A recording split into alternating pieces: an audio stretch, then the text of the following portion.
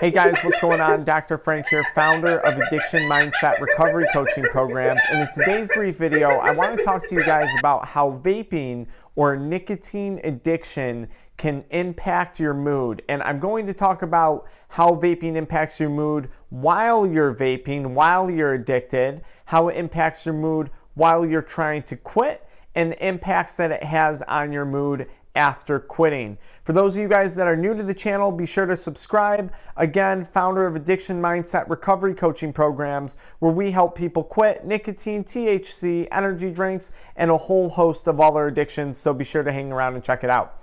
So first, let's talk about when you're addicted to vaping and how that can impact your mood. So you currently are struggling with an active nicotine addiction. Now, contrary to most popular belief, is that nicotine will help to improve someone's anxiety. Nicotine helps to improve the depression. Nicotine helps to improve a bad mood, right? Someone who's grumpy, someone who's stressed. Well, that's not true in the slightest. That's actually one of the biggest myths or one of the biggest lies about nicotine that we've been led to believe that are true. Now, as a disclaimer, I do want to say this. Yes, when you consume nicotine, you do get a temporary, and I mean a very temporary, increase in mood, increase in focus, and increase in adrenaline. That's due to the amount of dopamine that nicotine releases when you consume it. So there is that temporary moment of relief. Yes, but if we take that addiction and we talk about hitting your vape every 20, 30 minutes during the day, smoking a cigarette every 20, 30 minutes during the day, chewing tobacco, chewing Zen nicotine replacement therapy pouches, chewing Nicorette gum, what we're actually doing is creating a lot more stress and a lot more anxiety and a lot worse of a mood for ourselves. What do I mean by that? We become anxious about when can I get my next fix? When can I get my next hit of nicotine? How many times have you been sitting at a family event, or have you been out with friends, or stuck in class, or stuck at work, unable to use a nicotine product? What happens? You start to develop cravings, your anxiety starts to increase, and your mood starts to become very, very negative. You become short-tempered and you become frustrated because you have that nicotine craving and you're unable to fulfill that craving in the moment. So short term, yes, then you go, you hit your nic stick, you have a dip of tobacco, whatever it is you do, and you temporarily feel that relief. But that relief is only going to last you 30 to 60 minutes, because in 30 to 60 minutes, that nicotine is going to start to leave your body and you're going to begin to enter a state of nicotine withdrawal. And this happens over and over again, every day, day in and day out, on a day-to-day basis, multiple times a day to you. So long-term, even long-term being over the course of a day, that has an extremely negative impact on your mood. Very rarely, guys, and I mean this from the bottom of my heart, do I see someone struggling with an active addiction who's a happy-go-lucky person. Whether I'm talking about a nicotine addiction, an alcohol addiction, an opioid addiction, a marijuana addiction. When someone is really struggling with full-blown addiction, usually I don't associate happy-go-lucky with that individual. I do, though, associate happy-go-lucky with people who are sober, who have been in sobriety for a long time. Not always, but many times people who get sober who find recovery from substance abuse are happy people. So that's how nicotine negatively impacts your mood while you're actively using nicotine, and not to mention the fact that nicotine disrupts your sleep cycle. A lot of you guys think you need it to fall asleep. Nicotine speeds up your heart rate and releases a little bit of adrenaline, which actually prevents most people from entering a deep state or REM state of sleep during the evenings. So you get less sleep, your mood also declines, you start to feel worse.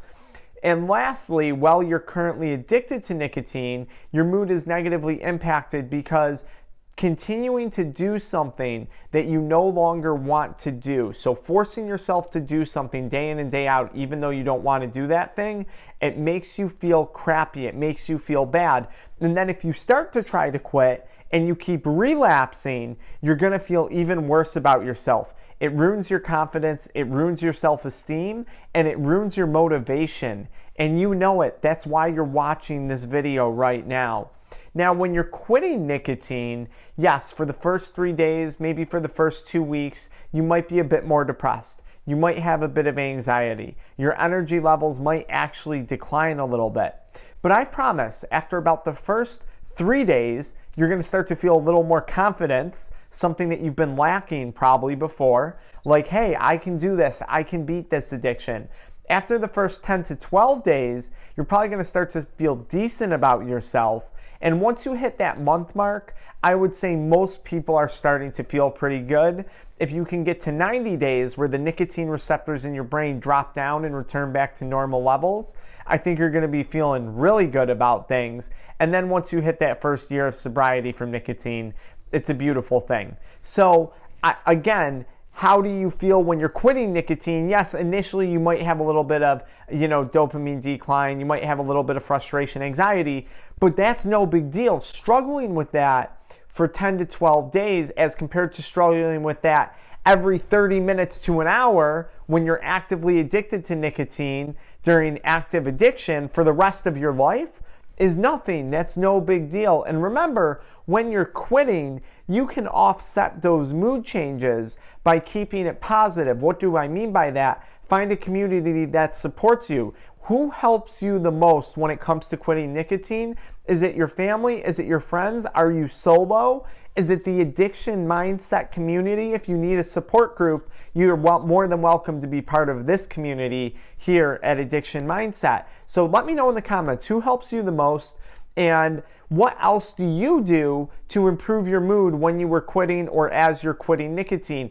Exercise, I think, is one of my favorite things. Regulating and trying to get a good night's sleep is a great thing. Exercise is probably my top recommendation. Eating healthy foods is another really good recommendation.